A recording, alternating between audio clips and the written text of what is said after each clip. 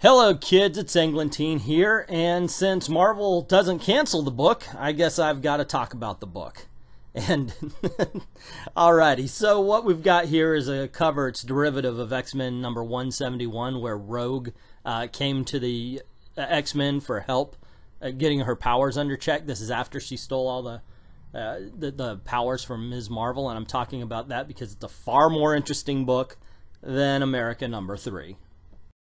Viva America! That's right, it's me, America Chavez, exile of the utopian parallel. Okay, kids, hold on. We've been over this twice. You're using the word wrong. Stop using the word exile, okay? Exile. The state of being barred from one's native country, typically for political or punitive reasons. That's not what she is. According to Marvel Wiki, America ran away from her home and her responsibilities. She traveled across different realities, eventually adopting the moniker of Miss America, and began covertly acting as a superhero. She ran. That's not exile. At best, it's refugee, but in reality, it's person who moved because they didn't like the new landlord. Come on, Gabby, we're not even through the first sentence. Please be better than this, okay? Let's see. Student at Sotomayor U, that's still going on, and I'm not new. I'm Teen Brigade, Young Avengers, and the Ultimate Certified. You don't need to see ID. I've got my own solo series now, and then she does the Spanglish thing, which I'm not going to destroy the Spanish language anymore. So, previously in America, in issue number 1, I fight this person who was made of energy and really punched him hard, and they all blew up, and I was like, what? Kind of blew up. Then I met my girlfriend, and she broke up with me because I was like, gotta go to college, come with me. And she's like, no, I got a life, I got a job, but I gotta go to college, you gotta be with me. And then I went to college, and I met my friend. His name is Prodigy, but then I used to think, go to the past, and I met Peggy Carter, and Peggy Carter's like, hey man, I knew you were coming. I was like, what? Knew I was coming. And then I went back to college, and there was these robots. I didn't know they were robots, but they were white kids, so I knew something was wrong with them. And then the white kids took over the school. I was like, kapow, gonna punch you now. And they took Prodigy, but for some reason they let Prodigy make a phone call saying, yo America, sup, you gotta come help, dude. So I went and I came and helped, and then the people I helped in the first issue kidnapped my girlfriend, so now I'm pissed. The now well-ventilated lecture hall of Sotomayor University. America, come back! David, you know that girl's just gone off, right? Yeah, Chandra, but for just a second I wanted to believe that America wasn't already halfway around the universe with her fists out. Guess we're gonna have to go get her now. Speed of lightning, roar of thunder, fighting all who rob or plunder, under God. Okay, Chavez, don't do that thing where you run off and mess everything up. Remember what Peggy told you. You need a plan. Remember, you were once that kid looking for someone, anyone to connect to. That's still you. Sure, they kidnapped the person I love, and I crashed through the ceiling thinking, oh my gosh, I gotta beat somebody up, but those kids just need a hug. And this, kids, is how recidivists are made. And so America has a flashback to when she first arrived on Earth, and I've got to say, this is the way we would have done it. In our If I Wrote America Chavez video, we said we would have done exactly this. Her getting accepted in the Latino community just because of her skin color. And that's how she becomes a Spanish person from another dimension. Good going, Gabby. Still, I was a tourist everywhere, lifting language and culture from the love of a people who weren't my kin, but held me as their own. Dove fist first into being a superhero, 'cause it felt right, like I was honoring my moms, you know? And everything shifted. She felt like home. Funny thing about doing these reviews is I'm starting to see how America could be a good character. Like right here, if she explored the fact that her anger and her wanting to fight all the time came from her mother's dying and the fact that she grew up alone even though she was surrounded by people, that would make a three-dimensional character. Instead, it's a one-off paragraph, and then she says, and everything shifted. She felt like home. Are we talking about the girlfriend again? This is not made clear, Gabby. Come on. I'm coming for you, Lisa. And then she punches into a different dimension. Hadouken! Little known to her, though, there's somebody watching her as she flies off saying, "Be brave, America, be soft. Remember to twist the valve sometime and release all that pressure inside. What you've been through doesn't have to be what you are or who you become. It only feels strange because you've been away. Please know your Madramar has always loved you." So somebody calling herself her Madramar is watching her, and I figure, okay, well, I got to find out what Madramar means, so I looked it up. Couldn't find Madramar, but now I am hooked on a telenovela called Maramar, so, check that out. The skies above Sotomayor University, a school located in a world between dimensions. It's pretty hard to get into, which explains the white kid robot invasion we had in the last issue. Wait, this school was set between dimensions? Did anybody else get that feeling? I didn't get that feeling. I was thinking it's like Chicago or something. I don't know. Hey, I've been reading this panel to panel, but I know my brain turns off sometimes. Did anybody else get that feeling? I mean, there was a school bus, right? Remember in the last issue there was a school bus? They were rounding people up? Okay, I can't believe I'm looking for logic in an issue of America. So she punches through the dimension, she lands. I don't know how that works. She has to fly up into the air, punch through the dimension, and she lands on the ground of the other dimension. This isn't Maltexia. How does this keep happening? I choose the dimensions. I control where I land. What the ever-loving? Who are you? Another little mutant for me to squash? That's the voice I chose for Juggernaut. I guess all the others were used. And one of my favorite scenes where she threatens the Juggernaut and the Juggernaut just bitch slaps her. I could watch that all day. Oh, it's so nice when she's quiet and not talking and Gabby's not trying to write dialogue for her. So Nightcrawler pops in. "You're new to us, aren't you, Liebling?" I can't do German accent. Sorry, guys. That's why I did a surfer accent in the first place, because I don't do Spanish accents either. Oh, hell no.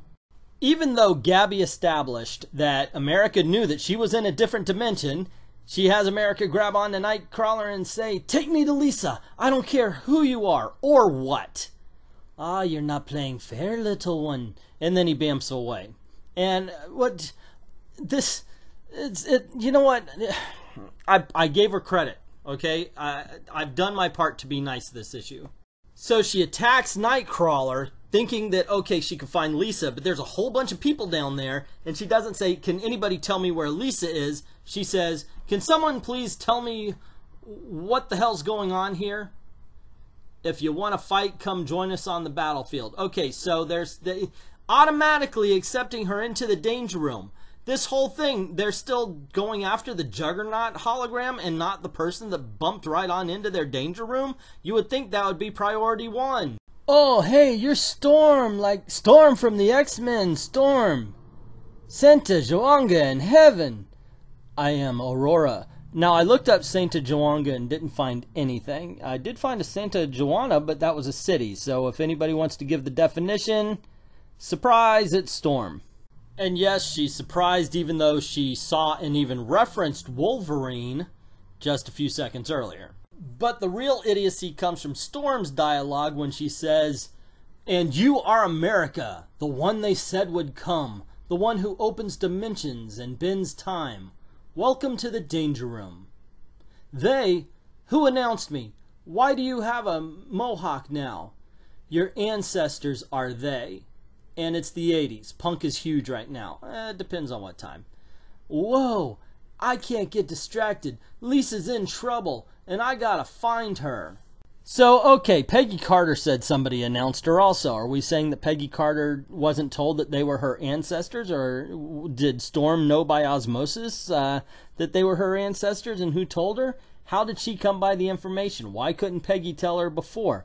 This is one of those stories where every character she meets has a little bit more knowledge than the ones before it, just so they could keep the story going on for longer.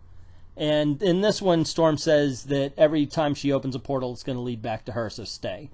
"America Chavez, you're exactly where you need to be. Although we are new to each other, trust that our connection runs deep. There is something vital I must pass along to you. I promise. It will help you find your love." Then what are we waiting for? Let's go. The ancestral plane, beyond the utopian parallel, beyond the multiverse, and into Vampire Diaries fan fiction. No kidding, I looked it up. I wanted to find out what the ancestral plane is, and yep, it comes from Vampire Diaries fanfiction. And then we get a little bit of Gabby Rivera's life lessons. Usually she waits for the end of the book to do this. Make plans, train your body, follow the guiding spirits, be ready for anything, but never seek control. It's an illusion. You control nothing. At any point, the universe can come for you with all its might, love, and chaos. And of course, we have the young lady in a boxing ring. I like to think that a good artist is like a good director, where every shot means something. So why is this old lady in a boxing ring? What is this supposed to mean? And for some reason, we do see that the old lady is busted up, like she's been in a fight. Maybe she was in a boxing match. Your power is on the verge of full bloom. To Ashal and Uzam be the honor. Our abilities are one. Our sangre ripples and ebbs throughout the galaxy. I'm taking you where you need to go, America. But you have to let me guide you. Be ready. Soon we will collide. Quick note to the artist, if you're going to have this appearing, disappearing hood thing, in one panel have her hands on the hood, and then at least we would get the sense of emotion of where she put her hood back. But that's not even what happens. There is a hood, and then there is absolutely no hood. She's laying down, right? We don't see that she got up, but is she on the ropes? So she went from flat on her back to sitting up. There's been no sense of motion. It's just two different pictures. It's like a really bad edit in a movie. Storm's Oasis, the attic of Xavier's School for Gifted Youngsters, home of the X-Men. Damn, this place feels like home. How's that even possible? The love I have layered into this room is infinite, America. Bringing you here only adds to it. You know, I would actually pay $10 for somebody to tell her she smells bad because he hasn't changed her clothes, or that maybe they don't like her attitude. Every time somebody is talking to or about this woman, I swear to God. True confession, I never knew about the Mary Sue trope until I read this book. So then Storm confirms what I was thinking earlier, that each person she meets is given a set of information, a little more than the last person. But when America says, "Why am I here, Aurora?" she says, "You ask with such sincerity as if I'm the one who can answer that. I know what I have to share with you, America, and that's all I know." So literally, she's just given a little bit of information because she knew enough to say, "Your ancestors sent you to me," which is more than what Peggy Carter knew. And immediately, America is disinterested in anything Aurora has to say and says, "Okay, look, I'm honored to be here, but I have a beautiful and kind of perfect but sort of ex-girlfriend to go save. Listen for her." "What do you mean?" "Close your eyes. Find her voice inside of you. Pull it to you from far reaches of the universe." So how is it possible for anybody else to know that America can track people through dimensions? So wait a second, the ancestor that knows that America is going to arrive in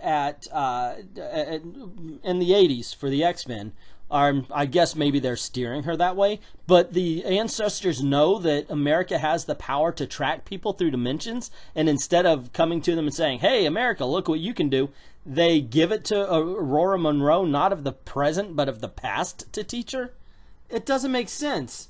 It does not make narrative sense. Why would you do that? In moments when the sun is blinding, when it shines down and highlights all of you that is raw and human, stare straight into its rays. Burn out your retinas. Shed everything you know about yourself. Molt out of the flesh that binds you. Here's a knife. It'll help. And you'll be reborn. This isn't like my type of thing, you know. But okay, don't laugh though. Never. So America tries self-reflection for exactly one panel and then yells, "I can't do this! My powers don't work like this. I don't do touchy-feely hear your inner voice stuff, okay?" Have you ever considered that your powers may extend beyond portals and punching? That you may be connected to the multiverse in ways you've never imagined? Ways that no person or entity has ever before? I guess I've been afraid in my dreams I'm a hypernova. But when I wake up, I'm some faded neon sign blinking on and off. And I haven't figured out the way to get there to be that mega blast of energy, you know? So Storm tells her to harness the fear and she'll be able to find Lisa and the ancestors she's been looking for. And yet, I don't recall her looking for any ancestors. I mean, there was the one for the report, but she seems to not really give a care about that. She definitely didn't in the second issue. So anyway, of course, Storm is giving her the whole look inside yourself, but America says that's not the way she's got to do it. As a matter of fact, there's only one way she can do it. And America says they've got to fight. Naturally, Storm, being the person that she is, says, well, we really need to get you to Professor X or to Doc Samson so they can take a look at you and your violent tendencies to want to lash out at people who are caring for you and try. Nope. She blows her aside and says, my safe word is thunderclap, which I've got to tell you, people, in the 80s, this wasn't a thing. The whole safe word thing, no, sorry. Bad writing. But, you know, par for the course for this book. That being said, I guess it's of note to say that her safe word is thunderclap. Now, of course, that means something loud, startling, you know. Okay, sure, fine. But they allude to the fact that there's something more, like it's something sexual, but the only thing sexual associated with the word clap is gonorrhea. So, yeah, way to stay classy, Gabby. So Storm begins to train her, even though it just seems weird that she has to be a tracker because she can open a door. I can open many doors. Doesn't mean I'm a detective. Go figure. But what they're really trying to do is get America to admit that sometimes she's at fault, that she's not perfect, which is amazing for this book because the book tries to convince us all the time that she absolutely is perfect. And right here she says, hey, I broke up with her, but it was her fault too. So we actually find out that she didn't learn anything, but that still allows her to find Lisa anyway. And she says, hey, she's watching Buffy, and I think I found her. And so Gabby, yeah, probably so. And so America and Storm talk, and the dialogue is basically every last 3 minutes of any TV show ever, where one person is leaving another. And it comes to no surprise that this story did not need to be told. She was trying to go to Malton X to find Lisa. So she goes to Storm to learn how to go to Malton X to find Lisa. But in order to find the way to Malton X, she has to discover herself. She has to look inward and find her own faults. So she finds her own faults, but at last minute she says, no, it's Lisa's fault also. So everything, where she started at the beginning of the book is exactly where she ends up here at the end of the book. There has been nothing that has changed. Nothing about her has changed. This entire issue is irrelevant, which, if you've been paying attention, if you've been watching these videos, that's 3 for 3. There is nothing in any story that has made any impact on this character whatsoever that we've seen so far.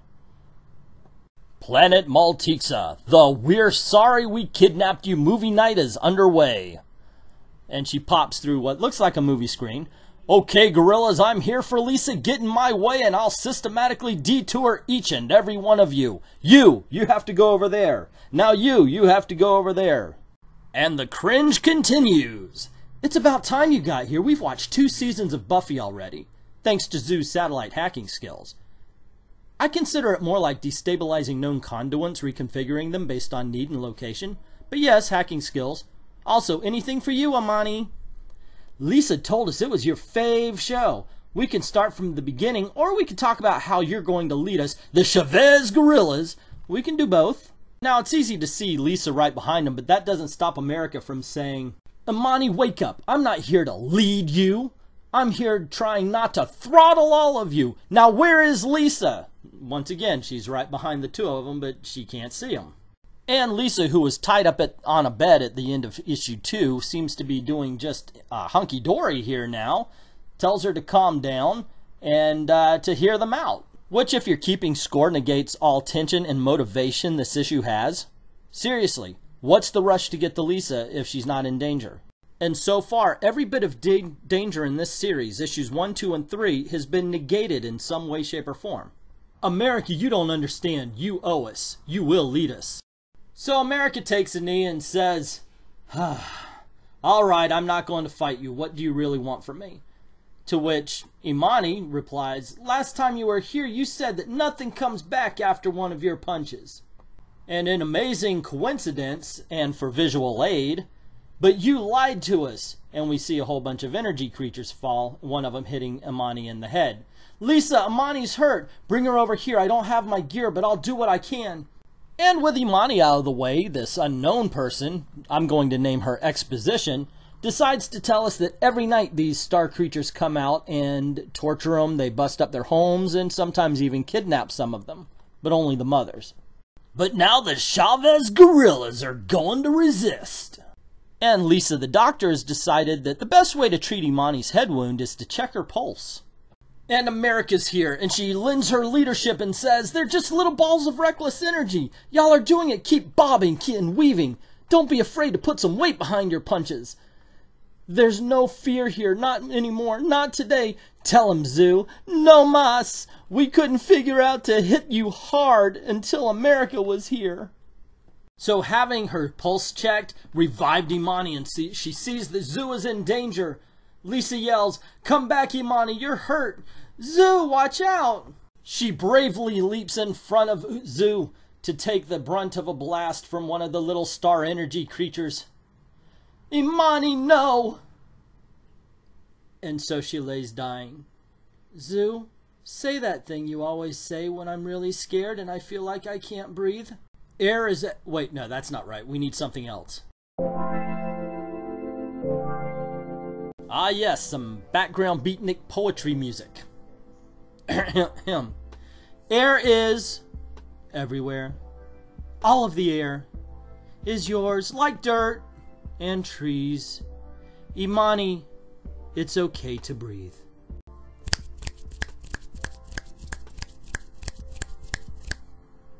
And thus Imani shuffles the mortal coil. Goodbye, Imani, girl we met in the first panel of the first issue. Goodbye, young lady we thought was kind of a stuck-up teenager. Goodbye, kidnapper of America's girlfriend, person we thought was a villain for an entire issue. We barely knew you. And thus the battle, quote-unquote, rages. There's too many of these things and not enough of us. They just keep coming. I'm failing. How is this possible? What if Storm wasted her time on me? Yes, Storm wasted her time. You wasted our time. It was a waste of time. And then there's a voice from above. Hey, down there. You look like you could use a little help. Which begs the question, what the hell is that girl wearing on her face? Is that a Viewmaster? Why is she wearing a Viewmaster? I understand my age keeps me away from certain fashions, but is this a thing with young people now to wear a Viewmaster on their face? This series and this book has had some cringy things, but it would be hard-pressed to find something more cringy than this. So the Ultimates blast the energy creatures out of the air. Yes! Breathe easy, gorillas. Not you, Imani. The Ultimates are here. Not exactly. And we've reached Ultimate Cringe. Please, Chavez, this is nothing the Lilu Multipass Phi Theta Betas can't handle. Can somebody please cosplay as these people? I swear to God, this is the worst, god-awful art. And this whole thing makes me pain hard in places. There is so much stop function in brain now. Much of my dislike of the writings of Gabby Rivera comes from this group right here. There is nothing good. And you know what? Let's toss in the artist. I forget his name. I'm sorry, because I've seen him do Quainus, something like that. Canis. Anyway, I've seen him do better. But there is nothing about this group that does not make me anger. Seriously. From the name, Lily Multipass Phi Theta Bi... Really, guys? It doesn't fit a fucking name. Oy. Lilu Dallas would have been better. To the way they're drawn as they move... There is no rhyme or reason for these characters. They're horrible. Somebody had to have looked at these pages and said, oh, that's good. And what's worse is someday they're going to make an official Marvel handbook comic again, and these guys are going to be in it. Just think of that. They're official canon now. So the groups team together to fight the big baddie. And who is that big baddie? The same person that America Chavez beat by herself in the beginning of the first issue. Now granted, she just punched her into little versions of herself, but those little versions were easily handled by a bunch of kids. But that doesn't stop us from getting a close-up of America Chavez and a badass saying letting us know that there's something coming in the next issue when we know there's nothing. America Chavez, the mark is upon you and it must be crushed. The what is on me? You know what? It doesn't even matter. I don't know how you did it before, but you're not getting away this time. This is how a chosen family fights. Y'all better be back next time, 'cause no one's saving you a plate.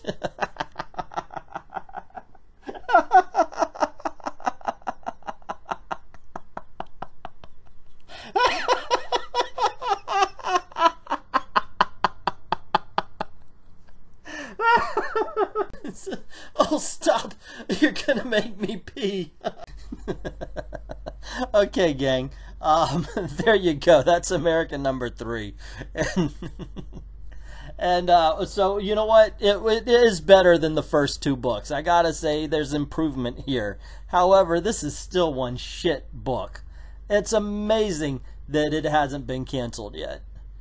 Anywho, what did you think? Did you like it? Did you hate it? Do you want me to keep doing these or to stop? It's up to you. Let me know in the comments below. Also, if you like this video, you want to see more, click like, click share, click subscribe, and you better hit that notification, because nobody's saving you a plate, y'all.